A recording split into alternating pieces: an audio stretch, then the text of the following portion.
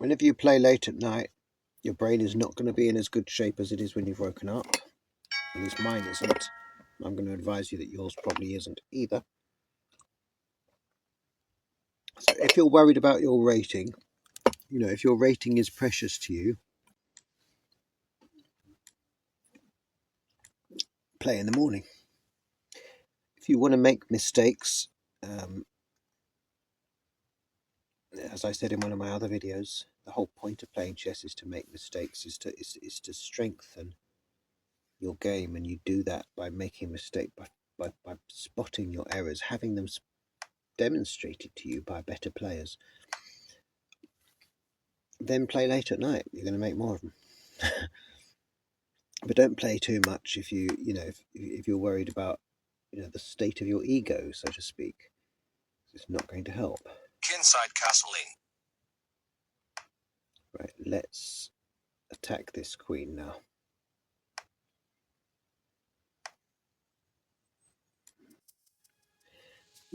I really paused here, and you can see this is annoying. This happens to all of us, right?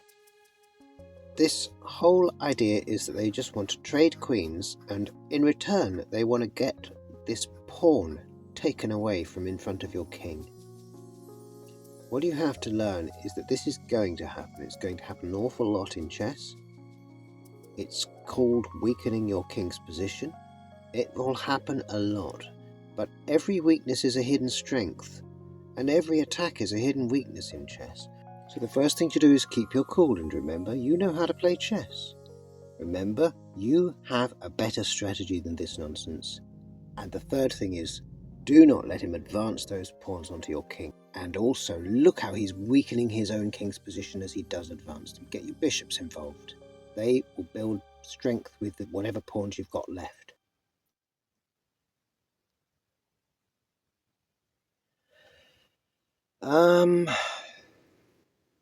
Is there something else I can do with this? Has he taken a knight there? Let's just recapture with the... So what you're going to see now is me developing my pieces, structuring my pieces, while chasing his queen around the board. It's never a good idea to just bring your queen out on her own and try to run her around. Yes, she's the most powerful piece. Yes, she's the most fun piece. But she will fall on the spikes of the enemy's spears if she comes over into the enemy camp without backup. And at the very least, you are going to get good development going while you chase that queen around. She might snap up a pawn here and there. Don't cry over that. Just continue to chase her around and continue to open out your position and get those pieces developed. Thingy.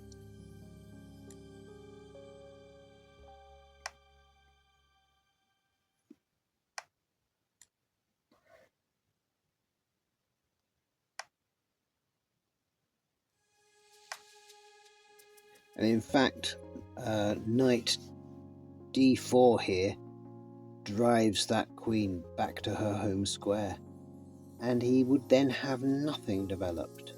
But I didn't quite see it at the time. Of course, he can't capture the knight because of the rook in line with his king, and he has to go all the way back to the home square, or he's going to get checked with losing the rook on c2.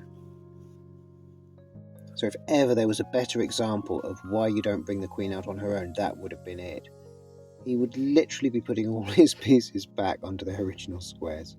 Hilarious.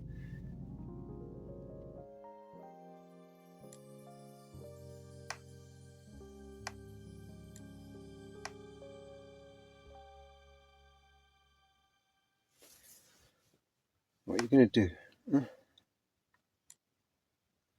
What are you going to do, Paul? I'm going to put my rook there. I'm going to be weird.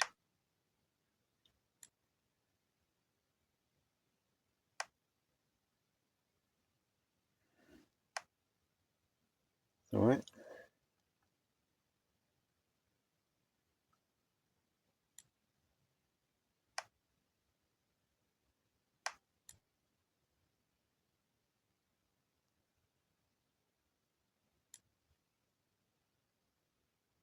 Entrapped. trapped.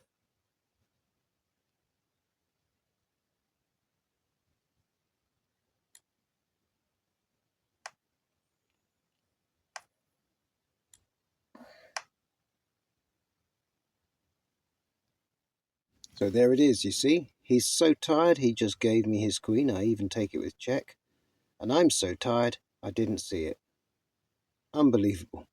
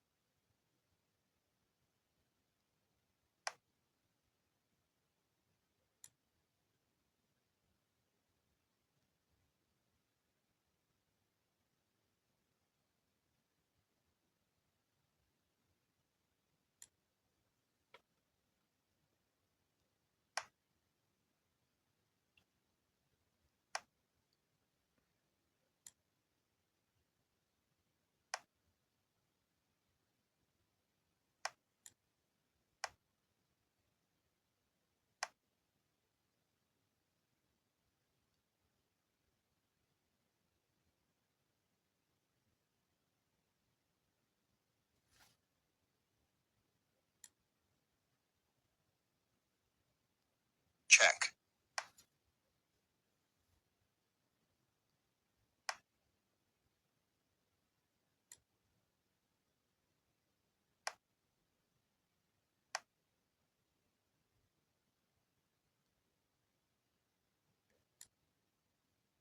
Checkmate. Ultra aggressive player. Ultra aggressive, smash it all up kind of player. Dear oh dear. I didn't enjoy that, to be honest. It was very hard work.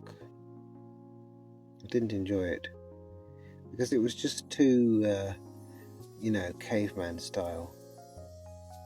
It was just too violent. It wasn't elegant. There was no plan. It was just like someone just throwing a whole load of bricks at you. But we beat him. We kept our cool. So that is my live game for tonight. I hope you've enjoyed it. And see you next time on Chess Voices, the most relaxing chess channel on YouTube. Don't forget to like and subscribe if you do enjoy this channel.